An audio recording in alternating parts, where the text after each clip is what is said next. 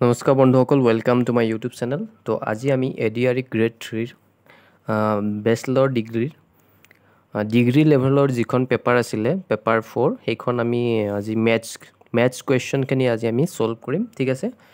তো আমি পৰীক্ষাত কি ধৰণে আমি সলভ কৰিব লাগে, কি এপ্ৰ'চ আমি ইউজ কৰিব লাগে, তো সেইটো আমি আজি চাম। ঠিক আছে,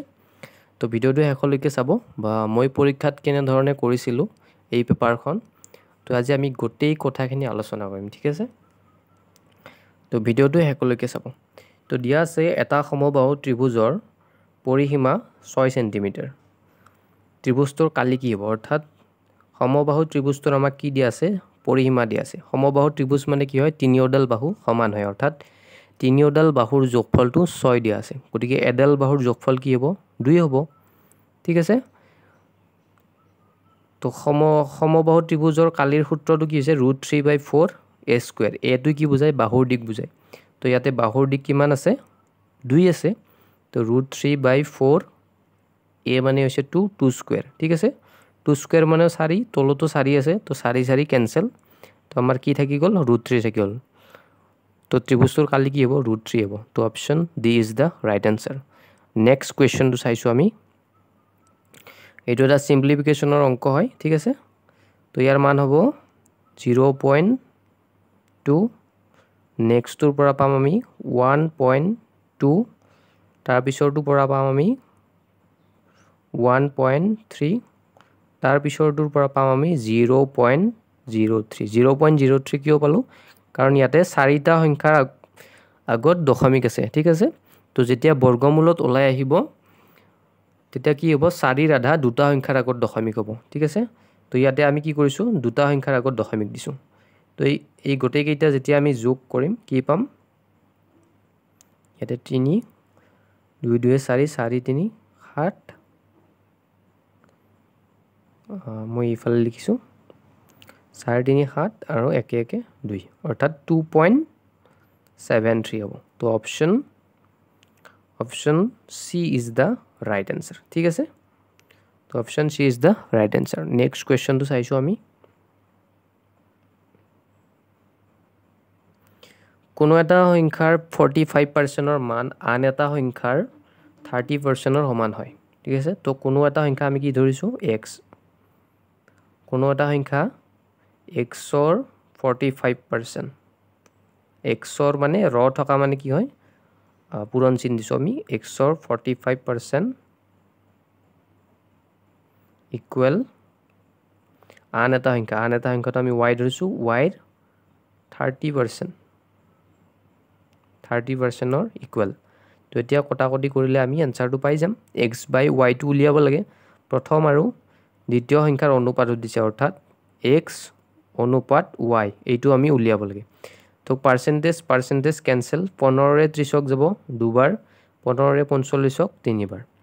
তো ৱাইটো আমি বাওঁফালে লৈ আহিম। তো x/y কিমান হ'ব, 2/3 হ'ব। ঠিক আছে, তো x/y আমি কি পালোঁ, 2/3, অৰ্থাৎ ৰেচিঅ' কি হ'ব, 2:3। তো x আৰু y ৰেচিঅ' 2:3 হ'ব। তো option A is the right answer. Next কুৱেশ্যনটো চাইছোঁ আমি। তো নেক্সট কুৱেশ্যনটো দিয়া আছে, এটা দলৰ কেইজনমান ল'ৰাক 98টা ট্ৰফি বিলোৱা হৈছিল। প্ৰত্যেকজন ল'ৰাই যদি দলটোত থকা ল'ৰাৰ সংখ্যাৰ দুগুণ পৰিমাণে ট্ৰফিৰ ভাগ পাইছিল, তেন্তে দলটোত থকা ল'ৰাৰ সংখ্যা উলিওৱা। ঠিক আছে, তো প্ৰত্যেকজন ল'ৰাই কেইটাকৈ ট্ৰফি পাইছে, দলটোত যিমান ল'ৰা আছে তাৰ ডাবল প্ৰত্যেকজনে ট্ৰফি পাইছে। ঠিক আছে, তো চাওক, আমি ল'ৰা যদি এক্সটা থাকে, তো ল'ৰাৰ সংখ্যা যদি এক্স হয়, প্ৰত্যেকে কেইটাকৈ চকলেট পাইছে, 2x কৈ পাব, কাৰণ দুগুণকৈ চকলেট পোৱা বুলি কৈছে। চ' টোটেল চকলেট কিমান হ'ব, এক্স পূৰণ 2x হ'ব। তো ইয়াৰ মান আমাক কিমান দিয়া আছে, টোটেল ট্ৰফিৰ সংখ্যা কিমান দিয়া আছে, 98 দিয়া আছে। তো এক্স পূৰণ 2x ইকুৱেল আমি কি পালোঁ, 98 পালোঁ। ইয়াৰ পৰা আমি কি পাম, 2x² ইকুৱেল 98। তো x² ইকুৱেল আমি কি পাম, 2ৰে 98ক হৰণ হৈ যাব, 49। x² মান 49, অৰ্থাৎ xৰ মান কি হ'ব, xৰ মান আমি কি পাম, x ইকুৱেল √49 √49 ৰ মান কি হয় 7 হয় অৰ্থাৎ দলটোত থকা লৰাৰ সংখ্যা কিমান 7 হয় আৰু প্ৰত্যেকে কিমান কৈ চকলেট পাইছিল 7টা লৰা হলে 7ৰ ডাবল 14টা কৈ চকলেট পাব তো 7 পূৰণ 14 কিমান হয় 98 হয় মিলি গৈছে আমাৰ তো option B is the right answer তো আমি নেক্সট কোৱেশ্চনটো চাইছো এবাৰ তো নেক্সট কোৱেশ্চনটো এটা ট্ৰিগোনোমেট্ৰিৰ অংক হয় ট্ৰিগোনোমেট্ৰিৰ কোৱেশ্চন হয় ঠিক আছে তো ইয়াত কি দিয়া আছে cos θ cos θ ৰ মান দিয়া আছে আমাক a/b তো cos θ a/b দিয়া আছে তো আমি জানো sec θ ৰ মান আমাক সুধিছে তো sec θ টো কি হয় cos θ ৰ উল্টা হয় তো উল্টা হলে কি হ'ব sec θ কি হ'ব a/b ৰ উল্টা অৰ্থাৎ b/a হৈ যাব অৰ্থাৎ b টো ওপৰত আহি যাব তো option B is the right answer ঠিক আছে তো আপোনালোকে ট্ৰিগোনোমেট্ৰিৰ মই কেইটামান নিয়ম কৈ দিছো cos θ টো কি হয় sec θ ৰ উল্টা হয় sin θ টো কাৰ উল্টা হয় cosec θ ৰ উল্টা হয় আৰু tan θ টো কাৰ উল্টা হয় cot θ ৰ উল্টা হয়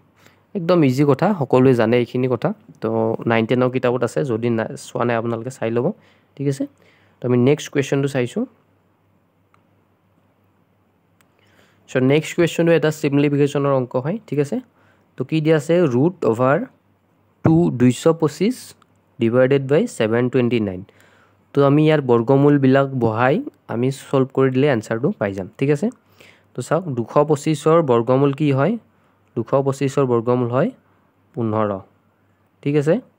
তলত 729 729 ৰ বৰ্গমূল কি হয় 27 হয় ঠিক আছে তাৰ পিছত আছে মাইনাস 25 ৰ বৰ্গমূল 5 146 ৰ বৰ্গমূল 12 মাইনাস 16 ৰ বৰ্গমূল 4 81 ৰ বৰ্গমূল 9 ঠিক আছে তো এইখিনি সলভ কৰিলে আমি আনসাৰটো পাই যাম তো ইয়াতে সক 3 ৰে 15 ক যাব 5 বাৰ 3 ৰে 27 ক যাব 9 বাৰ ঠিক আছে তো এতিয়া আমি কি কৰিব লাগিব 9 আৰু 12 ৰ এলসিয়াম ল'ব লাগিব ঠিক আছে 9 আৰু 12 ৰ এলসিয়াম কি হয় 36 হয় ঠিক আছে তো 9 ৰে যেতিয়া 36 ক হৰণ কৰিম আমি কেইবাৰ যাব 4 বাৰ যাব 4 ৰে 5 ক পূৰণ কৰিলে কি পাম 20 পাম মাইনাস আছে মাইনাস দিছো 12 ৰে 36 ক কেইবাৰ যায় 3 বাৰ যায় 3 ৰে আমি কি কৰিব লাগিব 5 ক পূৰণ কৰিব লাগিব 3 5 গুণ 15 হয় মাইনাস আছে মাইনাস দিছো 9 ৰে 36 ক 4 বাৰ 4 ৰে আমি 4 ক পূৰণ কৰিব লাগিব 16 হ'ব ঠিক আছে তো ইয়াৰ পৰা আমি কি পাম 20 বিয়োগ 31 15 আৰু 16 কি হ'ব 31 হ'ব তলত 36 অৰ্থাৎ 20 ৰ পৰা 31 বিয়োগ কৰিলে আমি কি পাম -11 পাম আৰু তলত 36 তো option D is the right answer ঠিক আছে তো option D is the right answer next কোৱেশ্চনটো চাইছো আমি তো কোৱেশ্চনটো দিয়া আছে এ পি স্থানৰ পৰা বিয়লি 1 বজাত 1 মিটাৰ প্ৰতি সেকেন্ড বেগত যাত্ৰা আৰম্ভ কৰিলে আৰু বি একে স্থানৰ পৰা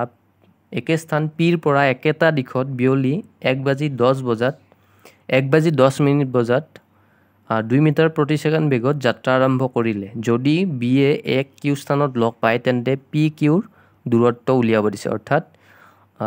মই অকমান আঁকি দিছো ইয়াতে ডায়াগ্ৰামটো তেতিয়া ইজি হ'ব এটো পি স্থান এটো হৈছে কিউ স্থান ইয়াৰ পৰা কি কৰিছে এ আৰু বি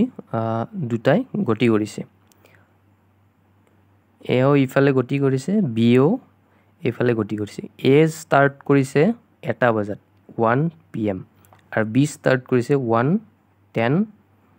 pm ঠিক আছে তো বি 10 মিনিট পিছত যাত্ৰা কৰিছে আৰু এ 10 মিনিট আগত যাত্ৰা কৰিছে সো এৰ স্পিড কিমান হয় এৰ স্পিড হৈছে 1 মিটাৰ পাৰ সেকেন্ড অৰ্থাৎ 1 সেকেন্ডত 1 মিটাৰ স্পিডত এ গতি কৰিছে কিউৰ ফালে ঠিক আছে তো সক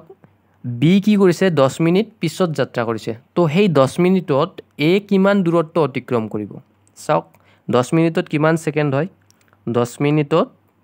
1 মিনিটত 60 সেকেন্ড হলে 10 মিনিটত 600 সেকেন্ড ঠিক আছে হেই 600 সেকেন্ডত এ কিমান দূৰত্ব অতিক্ৰম কৰিব তো এ 1 সেকেন্ডত 1 মিটাৰ গতি কৰে তো 600 সেকেন্ডত কিমান মিটাৰ যাব 600 মিটাৰ আগুৱাই যাব অৰ্থাৎ যেতিয়া বি এ যাত্ৰা আৰম্ভ কৰিছিল তেতিয়া কি কৰিছে এ 600 মিটাৰ আগত আছে বিৰ পৰা ঠিক আছে তো ইয়াৰ পৰা ধৰিলো আমি ইয়াতে এ আহি পাইছে এটা 10 বজাত এ এইখিনি আহি পাইছে আৰু এইখিনিৰ দূৰত্ব কিমান হল 600 মিটাৰ ঠিক আছে 600 মিটাৰ কেনেকৈ হল আমি পালো বুজি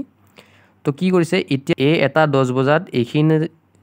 জেগাত আছে আৰু বি এটা 10 বজাত পি পইণ্টত আছে ঠিক আছে তো চাওক এতিয়া কি হ'ব দুয়োটাই একে সময়ত গতি কৰিব তো একে সময়ত গতি কৰিলে কি হ'ব ৰিলেটিভ স্পীডটো আমি ইয়াত উলিয়াব লাগিব ৰিলেটিভ স্পীড কি হ'ব দুয়োটাই যেহেতু একে দিশত গতি কৰি আছে তো গতিৰ দুয়োটাৰে গতিৰ ডিফাৰেন্স সেইটোৱে হ'ব ৰিলেটিভ স্পীড সো বি গতি কৰি আছে 2 মিটাৰ প্ৰতি সেকেন্ড আৰু এ গতি কৰি আছে 1 মিটাৰ প্ৰতি সেকেন্ড অৰ্থাৎ দুয়োটাৰে ডিফাৰেন্স কি হ'ল 1 মিটাৰ প্ৰতি সেকেন্ড এ বিতকৈ কিমান মিটাৰ আগত আছে এ বিতকৈ 600 মিটাৰ আগত আছে তো এইটো হ'ব ডিসটেন্স এই ডিসটেন্সটো দুয়োটাৰে ৰিলেটিভ স্পীডে কভাৰ কৰিলে ইজনে আনজনক লগ পাই যাব ঠিক আছে তো 600 মিটাৰ কি হ'ব ডিসটেন্স হ'ব আৰু স্পীডটো হ'ব 1 মিটাৰ প্ৰতি সেকেন্ড ৰিলেটিভ স্পীড হয় ঠিক আছে তো ইয়াৰ পৰা আমি কি পাম মিটাৰ মিটাৰ কেনসেল তো টাইমটো আমি কি পালো 600 সেকেন্ড অৰ্থাৎ এটা 10 বজাৰ পিছত 600 সেকেন্ড পিছত ইজনে আনজনক লগ পাব ইয়াৰ পৰা আমি টাইমটো পাই গলো ঠিক আছে সো 600 সেকেন্ড পিছত দুয়োজনে কিমান দূৰত্ব অতিক্ৰম কৰিব ৰিলেটিভ স্পীড কিমান আছিল 1 মিটাৰ প্ৰতি সেকেন্ড আছিল অৰ্থাৎ 1 সেকেন্ডত 1 মিটাৰ তো 600 সেকেন্ডত কিমান যাব আকৌ 600 মিটাৰ পিছত কি হ'ব ইজনে আনজনক লগ পাব ঠিক আছে তো ইয়াৰ পৰা ইয়ালৈকে আছিল তো ইয়াৰ পৰা ইয়ালৈকে আছিল 600 ইয়াৰ পৰা কিউ লৈকেও 600 হ'ব কাৰণ 600 মিটাৰ পিছত ইজনে ইজনক লগ পাব তো প্ৰথম এইখিনি 600 আৰু ইফালে 600 টোটাল কিমান হ'ল 1200 মিটাৰ হ'ল 1200 মিটাৰ মানে কি হয় 1.2 কিলোমিটাৰ অৰ্থাৎ option C is the right answer ঠিক আছে তো যিসকলে বুজি পোৱা নাই আকৌ এবাৰ প্ৰথমৰ পৰা চাই লব ঠিক আছে তো আমি নেক্সট কোৱেশ্চনটো চাইছো কি দিছে ইয়াতে কোনো এটা সামগ্ৰীৰ মূল্য প্ৰথমে 40% হ্ৰাস কৰা হ'ল তাৰ পিছত 20% বৃদ্ধি কৰা হ'ল তো এইটো কোৱেশ্চন কৰাৰ বিভিন্ন পদ্ধতি আছে কিছুমানে ৰেশিও মেথডত কৰিব বা কিছুমানে 100% ধৰি কৰিব ঠিক আছে তো মই কি কৰিছো ৰেশিও মেথডত কৰাই দিছো তো 40%ক আমি কি লিখিব পাৰো 5/2 লিখিব পাৰো 40% হ্ৰাস পোৱা বুলি কৈছে অৰ্থাৎ 5 আছিল প্ৰথমে এতিয়া 2 হ্ৰাস পাই গল তো প্ৰথম দাম আছিল 5 টকা এতিয়া হৈ গল এতিয়া 2 হ্ৰাস পাই গল মানে এতিয়া 3 টকা হ'ব ঠিক আছে সো নেক্সটত কি কৰিছে 20% ৰ ভগ্নাংশৰ মানটো কি হ'ব 5/1 20% বৃদ্ধি পোৱা বুলি কৈছে অৰ্থাৎ প্ৰথম 5 টকা আছিল এতিয়া 1 টকা বৃদ্ধি পাইছে সো প্ৰথম 5 টকা আছিল এতিয়া 1 টকা বৃদ্ধি পাইছে মানে এতিয়া দাম 6 টকা হৈছে ঠিক আছে তো ইয়াৰ পৰা এই দুটা আমি পূৰণ কৰি দিলেই আমি ইয়াৰ পৰা পাৰ্চেন্টেজটো পাই যাম তো প্ৰথম 5 পূৰণ 5 কি হ'ব 25 হ'ব তাৰ পিছত 3 পূৰণ 6 18 হ'ব অৰ্থাৎ প্ৰথমে যেটো আমাৰ নেট ইফেক্টিভ আমি পাৰ্চেন্টেজ উলিয়াম তাতে কি হ'ব প্ৰথম দামটো 25 আছিল এতিয়া 18 হৈ গল ঠিক আছে তো কিমান কমি গল 25 ৰ পৰা 18 যোৱা মানে 7 কমি গল ঠিক আছে তো এতিয়া আমি পাৰ্চেন্টেজটো উলিয়াম তো চাওক প্ৰথম আছিল 25 এতিয়া 7 হৈ গল তো পাৰ্চেন্টেজত উলিয়ালে কি হ'ব 100% এৰ পূৰণ হ'ব তো 25 এৰে 100 কেইবাৰ যায় 4 বাৰ যায় তো 7 পূৰণ 4 কি হ'ব 28% তো option D is the right answer ঠিক আছে তো এবাৰ মই কি কৰিছো 100% ধৰি কৰাই দিছো সো সব প্ৰথমে ধৰি ললো আমি 100% আছিল বস্তুটোৰ দাম কি কৰিছে 40% হ্ৰাস হৈ গৈছে তো 40% দাম হ্ৰাস হোৱা অৰ্থাৎ কমি যোৱা মানে বস্তুটোৰ দাম কিমান হ'ল 60% হ'ল ঠিক আছে তো এতিয়া আকৌ কি কৰিছে 20% দাম বঢ়াই দিছে 60 ৰ 20% বঢ়োৱা মানে কি বঢ়োৱা 12 বঢ়োৱা অৰ্থাৎ 60 ত 12 বঢ়োৱা মানে কি হ'ব 72% হ'ব 60 ৰ 20% ৰ মান কি হ'ব 12 হ'ব সো 60 লগত 12 যোগ কৰিলে আমি কি পাম 72 পাম অৰ্থাৎ প্ৰথমে আছিল 100% এতিয়া হৈ গ'ল 72% তো কিমান কমি গ'ল 28% কমি গ'ল তো অপশন বি ইজ দা তো option D is the right answer তো আমি নেক্সট কোৱেশ্চনটো চাইছো লিজাই তাইৰ সেভিংস বেংকত টকা এনেদৰে জমা কৰে যাতে প্ৰতিদিনে তাই জমা কৰা ধনৰ পৰিমাণ আগদিনাতকৈ 12 টকা বেছি হয় যদি তাই প্ৰথম দিনা 12 টকাৰে জমা কৰিলে তেন্তে 30 দিনৰ অন্তত জমা হোৱা মুঠ ধনৰ পৰিমাণ আমাক সুধিছে তো সব কোৱেশ্চনটো ইন্টাৰেষ্টিং কোৱেশ্চন কি কৰিছে লিজাই প্ৰথম দিনা 12 টকা জমা কৰিছে তাৰ পিছ দিনা 12 টকা বেছি অৰ্থাৎ 24 টকা জমা কৰিছে তাৰ পিছ দিনা আকৌ 12 টকা বেছি 24 এ 12 36 ঠিক আছে প্ৰথম দিনা 12 টকা দ্বিতীয় দিনা 24 টকা তৃতীয় দিনা 36 4 নম্বৰ দিনা কিমান হ'ব 48 টকা হ'ব তো ঠিক এনেদৰে লিজাই 30 দিন পইচা জমা থৈছে প্ৰত্যেক দিনাই 12 টকা বেছি কৰি থৈছে ঠিক আছে তো 30 নম্বৰ দিনা কিমান টকা জমা হ'ব 30 নম্বৰ দিনা কিমান টকা জমা হ'ব 4 নম্বৰ দিনা 12 4 গুণ 48 টকা থৈছে 3 নম্বৰ দিনা 12 3 গুণ 37 টকা থৈছে অৰ্থাৎ 30 নম্বৰ দিনা কি হ'ব 12 30 গুণ 360 টকা জমা হ'ব ঠিক আছে তো এই গোটে গিটাৰ কি সুধিছে যোগফলটো কিমান হ'ব আমাক সুধিছে ঠিক আছে তো এই গোটে গিটাৰ যোগফলটো আমি উলিয়াব লাগে তো এইটো আমি কেনেকৈ উলিয়াম তো এইটো আমি উলিয়াবলৈ সমান্তৰ প্ৰকৃতিৰ এটা ফৰ্মুলা আছে হেতু আমি ইউজ কৰিম ঠিক আছে তো ফৰ্মুলাটো কি আছিল n/2 a + l ঠিক আছে তো n মানে কি কিমানটা পদ আছে তো ইয়াতে কিমানটা পদ আছে 1 ৰ পৰা 30 দিন অৰ্থাৎ 30 টা পদ আছে তো n ৰ ঠাইত আমি 30 লিখিম তো n ৰ ঠাইত আমি 30 লিখিম তাক 2 ৰে হৰণ কৰিম কাৰণ n/2 আছে ইয়াতে a + l আছে a মানে হৈছে প্ৰথম পদ কি হয় 12 হয় আৰু শেষৰ পদটো কি হয় 360 হয় অৰ্থাৎ l টোৱে লাষ্টৰ পদটো বুজাইছে তো প্ৰথম পদ 12 + 360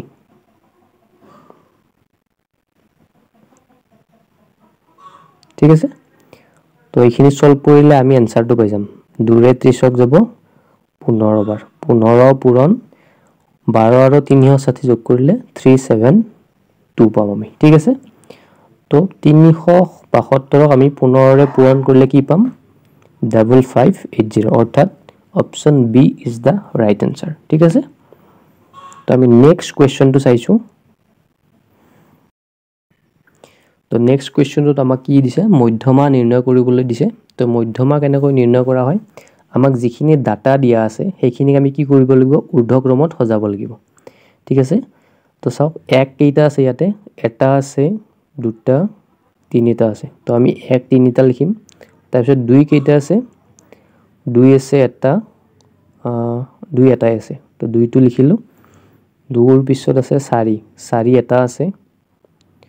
5 কেইটা আছে এটা দুটা আছে তো 5 দুটা লিখিছো আমি তাৰ পিছত 7 আছে তাৰ পিছত 8 8ৰ পিছত আমাৰ 12 দুটা আছে এইটো এটা আৰু এইটো এটা ঠিক আছে তো আমি 12 টো দুবাৰ লিখিম তাৰ পিছত আহিব 16 আৰু 17 16 17 সো টোটাল কেইটা পদ আহিল আমাৰ 3 6 9 12 13 অৰ্থাৎ আমাক কোৱেশ্চনতো 13টা পদ আছিল আমি 13টা পদ ইয়াতে লিখিলো ঠিক আছে তো এটা 13টা পদ লিখিলে যদি 13টা পদ থাকে তেতিয়া কি হয় কোনটো পদ আমাৰ মধ্যমা হ'ব যদি অযুগ্ম থাকে তেতিয়া কি হয় অযুগ্ম পদৰ লগত 1 যোগ কৰিব লাগে আৰু তাক 2 ৰে হৰণ কৰিব লাগে অৰ্থাৎ 13 কে 14 14ক 2 ৰে হৰণ কৰিলে আমি কি পাম 7 পাম অৰ্থাৎ 7th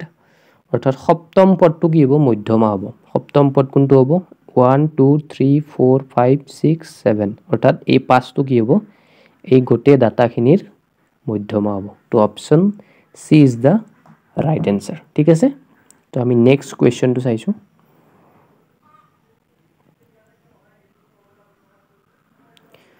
কি কৈছে 2 ৰে হৰণ কৰিলে ভাগ 1 থাকে 3 ৰে হৰণ কৰিলে ভাগ 2 আৰু 4 ৰে হৰণ কৰিলে ভাগ 3 থাকে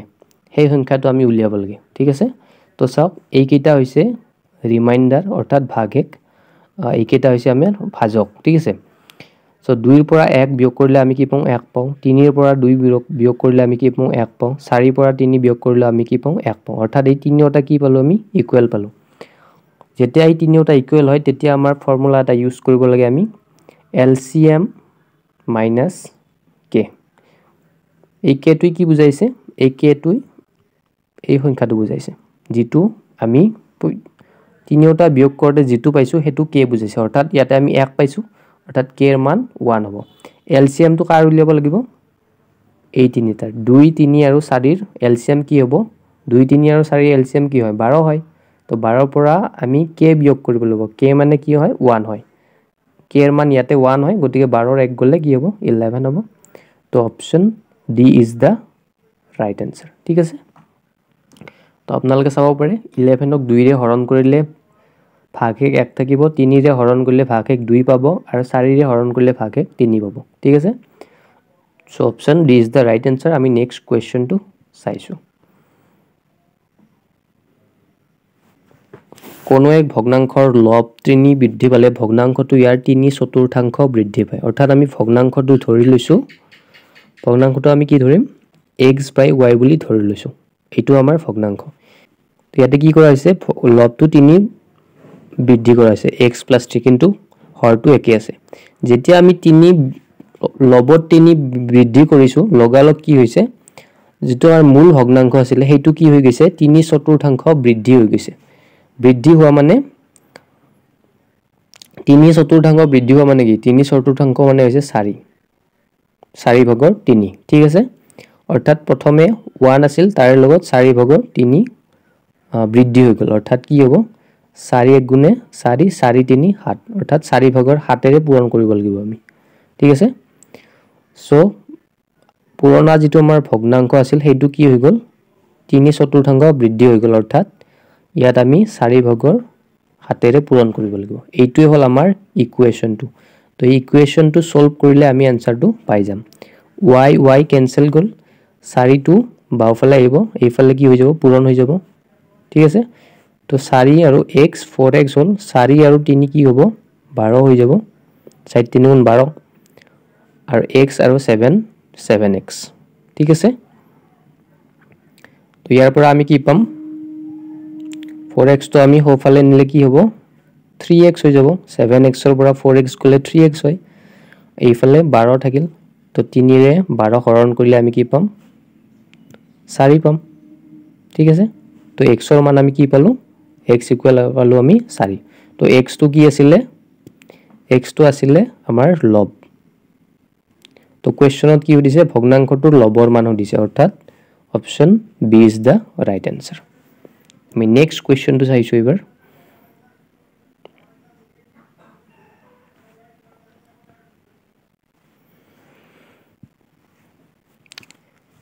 তো এইকেটা আমাক কিছুমান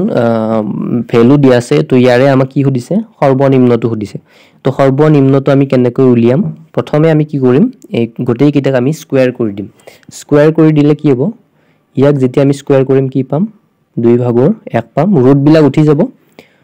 তো ৰুট বিলাক উঠি গলে কি হ'ব 3/1 4/1 আৰু হ'ব 3/2 ঠিক আছে তো এতিয়া নেক্সট স্টেপত আমি কি কৰিম ইয়াৰ জিবিলা হৰ আছে হৰ কেইটা আমি ইকুৱেল কৰিম ইকুৱেল কৰিবলৈ আমি 2 3 আৰু 4 ৰ এলসিএম কি হ'ব 12 হ'ব ঠিক আছে সো আমি প্ৰত্যেকটো ভগ্নাংশৰ হৰটো আমি 12 বনাম ইয়াক যেতিয়া আমি 12 বনাম তলত কি কৰিব লাগিব ইয়াত 2 ৰ লগত 6 পূৰণ কৰিব লাগিব যেতিয়া আমি তলত 6 ৰে পূৰণ কৰিম ওপৰতো 6 ৰে পূৰণ হৈ যাব তো ওপৰত 6 গুণে 6 হ'ব তলত 2 6 গুণ 12 হৈ যাব ঠিক আছে প্ৰথমটো হৈ গল 12/6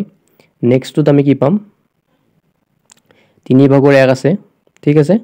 সো তলত আমি কিহেৰে পূৰণ কৰিব লাগিব 12 বনাবলৈ 4 ৰে পূৰণ কৰিলে 12 হৈ যাব 4 ৰে তলত পূৰণ কৰিলে ওপৰৰ 1 টোৰ লগতো 4 ৰে পূৰণ হ'ব তো এটো হ'ব 12/4 ঠিক আছে সো নেক্সটটো কি হ'ব সো নেক্সটটো আমি কি পাম 4/1 আছে 4 যেতিয়া আমি 12 বনাম তেতিয়া কি হ'ব 3 ৰে পূৰণ কৰিব লাগিব সো তলত 3 ৰে পূৰণ কৰিলে 12 ভাগৰ ওপৰটো 3 ৰে পূৰণ হ'ব সো 12 ভাগৰ 3 হৈ যাব ঠিক আছে সো লাষ্টৰটো আছে 3 ভাগৰ 2 তলত কি আছে 3 আছে সো তলত 3 থাকিলে 12 বনাবলৈ কিহেৰে পূৰণ কৰিব লাগিব 4 ৰে তো তলত 3 4 ৰে পূৰণ কৰিলে কি পাম 12 পাম ওপৰত 2 আছে তলত যদি আমি 4 ৰে পূৰণ কৰো ওপৰটো 4 ৰে পূৰণ হ'ব তো ওপৰত 4 2 গুণে কিমান হ'ব 8 হৈ যাব ঠিক আছে তো এতিয়া আমি গোটেইখিনি পাই গলো গোটেইকিটাৰ হৰকিটা ইকুৱেল হ'ল প্ৰথমটো হ'ল 12 ভাগৰ 6 দ্বিতীয়টো 12 ভাগৰ 4 তৃতীয়টো 12 ভাগৰ 3 চতুৰ্থটো 12 ভাগৰ 8 তো ইয়াৰ পৰা আমি কোনটো ডাঙৰ কোনটো সৰু ইজিলি ক'ব পাৰিম ঠিক আছে আটাইতকৈ ডাঙৰ হ'ব এইটো 12 ভাগৰ 8 আৰু আটাইতকৈ সৰু হ'ব 12 ভাগৰ 3 কিন্তু 12 ভাগৰ 3 টো কাক ৰিপ্ৰেজেন্ট কৰি আছে 4 ভাগৰ 1 ঠিক আছে 4 ভাগৰ 1 কাক ৰিপ্ৰেজেন্ট কৰি আছে √1/4 ঠিক আছে তো আটাইতকৈ সৰু কোনটো আছিল 12 ভাগৰ 3 টো আছিল 12 ভাগৰ 3 মানে কোনটো হয় 4 ভাগৰ 1 হয় আৰু 4 ভাগৰ 1 মানে এইটো হ'ব ঠিক আছে তো option D is the right answer তো আমি নেক্সট কোৱেশ্চনটো চাইছো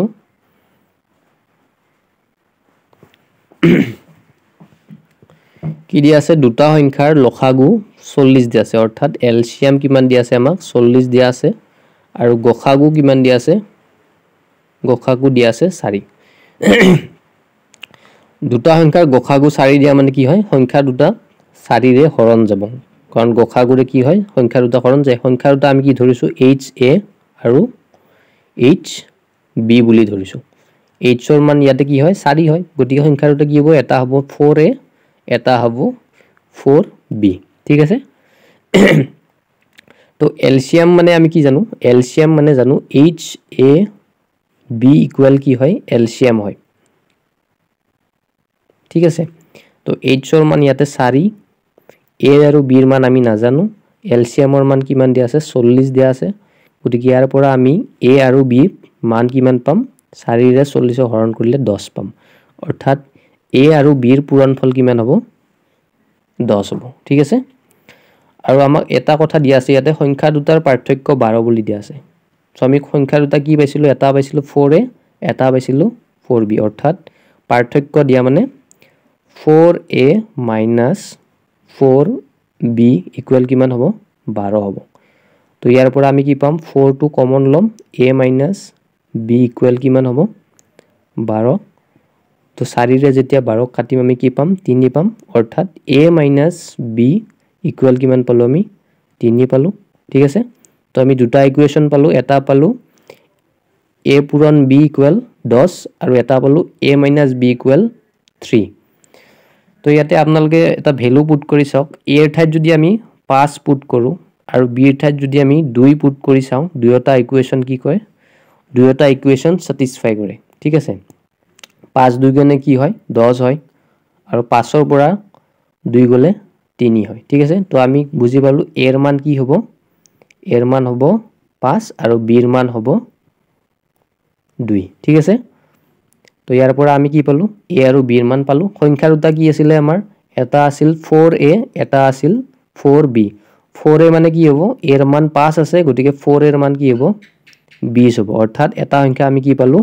20 পালো আৰু নেক্সট সংখ্যাটো আমি কি পাম 4B আছে তো B ৰ মান কিমান আছিল 2 আছিল তো 4B ৰ মান কি হ'ব 8 হ'ব ঠিক আছে সো আমাক কোৱেশ্চনটোত কি হৈছে খুদিছে তো আমাক কোৱেশ্চনটোত কি খুদিছে সংখ্যা দুটাৰ যোগফল দিছে তো এটা সংখ্যা পালো আমি 20 এটা সংখ্যা পালো 8 তো 20 এ 8 কি হ'ব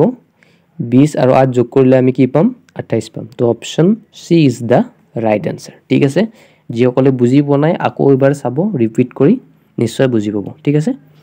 আমি নেক্সট কোৱেশ্চনটো চাইছো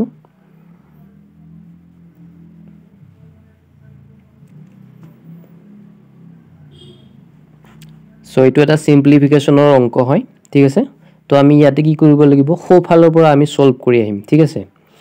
তো কি দিয়া আছে ইয়াতে চাওক √9 দিয়া আছে √9 ৰ ঠাইত আমি কি লিখিম ইয়াতে √9 ৰ মান কি হ'ব 3 হ'ব আৰু √16 ৰ মান কি হ'ব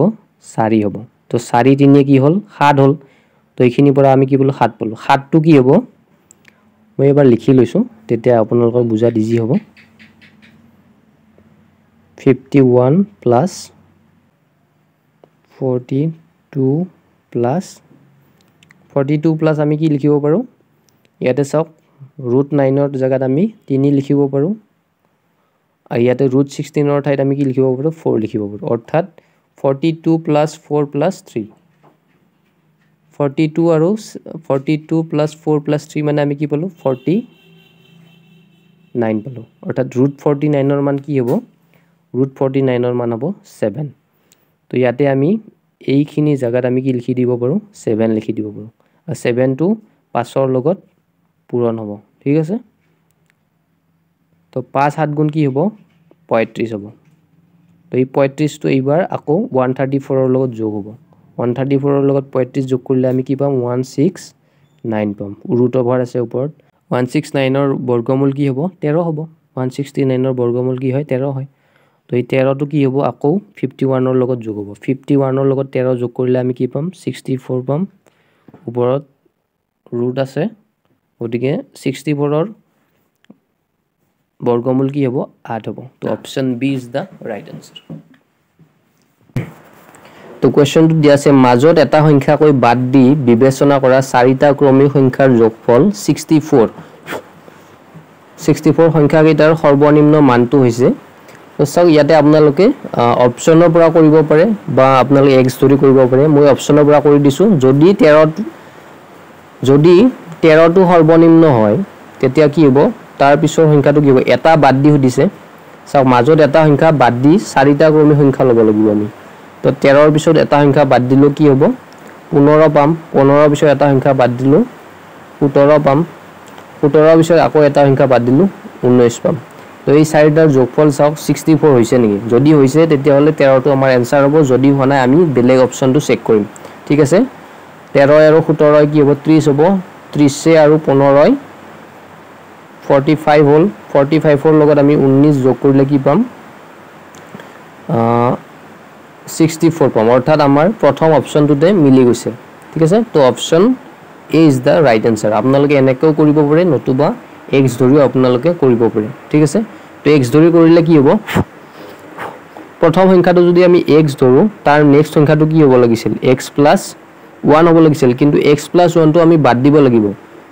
গতিকে আমি কি ল'ব লাগিব x + 2 টো ল'ব লাগিব ঠিক আছে তাৰ নেক্সট সংখ্যাটো কি হ'ব x + 4 হ'ব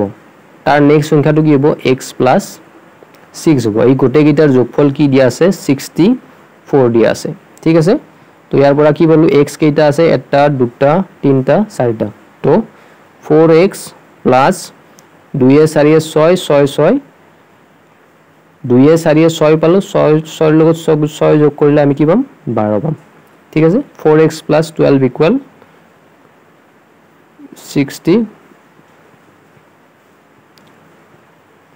64 পালো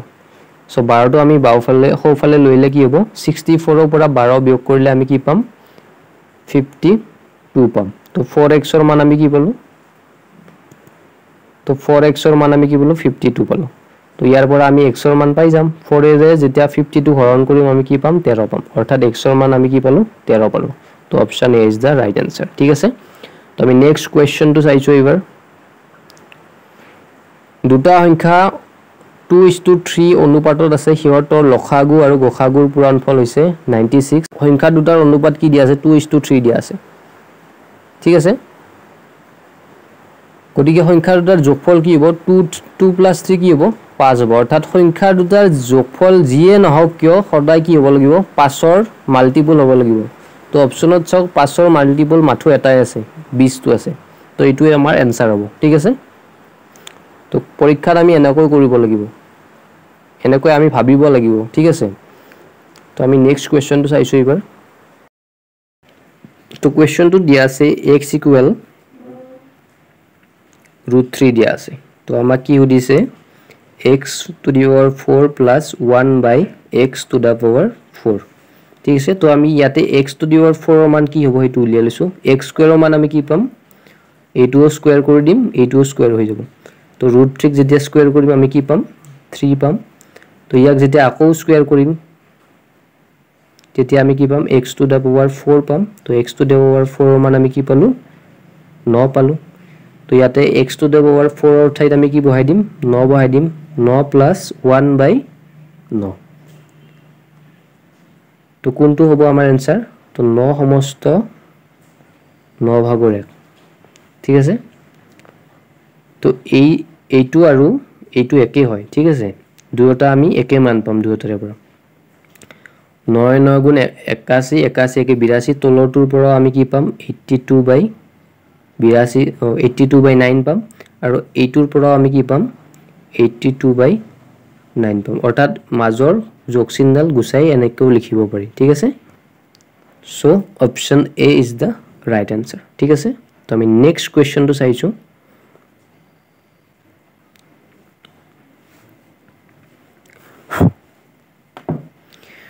তো এটো একেবাৰে ইজি হয় এটুত কি কৰিব লাগিব আমাক কি দিয়া আছে x/3 = y/4 = z/7 দিয়া আছে ঠিক আছে তো আমাক কি হদিছে x + y + z/2z হদিছে ঠিক আছে তো ইয়াতে আমি কি কৰিম x ৰ তলত যেটো সংখ্যা আছে হেইটোৱে x ৰ মান হ'ব y ৰ তলত যেটো আছে হেইটো y ৰ ঠাইত বহাই দিম আৰু z ৰ তলত যেটো আছে এইটো z ৰ ঠাইত বহাই দিম আমি ঠিক আছে তো x ৰ ঠাইত কি বহাম 3 বহাম 3 + y ৰ ঠাইত কি বহাম 4 বহাম আৰু z ৰ ঠাইত কি বহাম 7 বহাম আৰু তলত 2 পূৰণ কি হ'ব 7 হ'ব তো এইখিনি কৰিলে আমি কি পাম 3 4 7 7 7 14 আৰু তলত ওপৰত 14 পালো আমি আৰু তলত কি পালো 14 পালো 14 ৰে 14 হৰণ কৰিলে কি পাম 1 পাম তো option A is the right answer ঠিক আছে তো আমি নেক্সট কোৱেশ্চনটো চাইছো তো কোৱেশ্চনটোত চক আমাক কি দিয়া আছে ত্ৰিভুজৰ তিনিওডাল বাহুৰ অনুপাতটো দিয়া আছে অনুপাতটো আমাক ভগ্নাংশত দিয়া আছে ঠিক আছে তো আমাক পৰিসীমাটো দিয়া আছে আৰু আমাক কি সুধিছে আটাইতকৈ দীঘল বাহুডালৰ জোখটো সুধিছে তো ইয়াৰ পৰা চাওক আমি অনুপাতটো আমি কি কৰিব লাগিব আমি স্বাভাৱিক সংখ্যালৈ লৈ যাম তাৰ বাবে আমি কি কৰিব লাগিব 2 3 আৰু 4 ৰ এলসিএম কি হয় 2 3 আৰু 4 ৰ এলসিএম 12 হয় তো আমি গোটেই কিটাকে 12 ৰে পূৰণ কৰিম 2/1 পূৰণ 12 অনুপাত 3/1 পূৰণ 12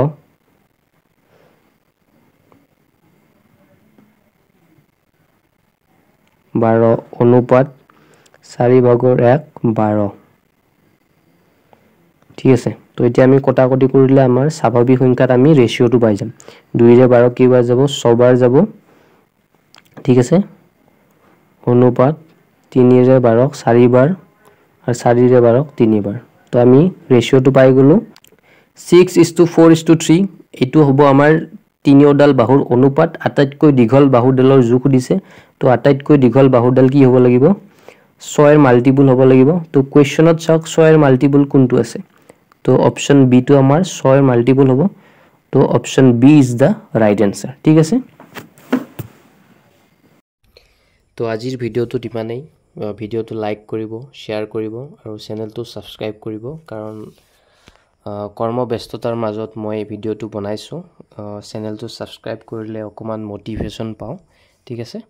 তো আমি নেক্সট ভিডিওত আকৌ আমি বেলেগ এখন পেপাৰৰ ম্যাথছ কিনি সলভ কৰিম ঠিক আছে তো আজি ভিডিওটো ইমানেই থ্যাংক ইউ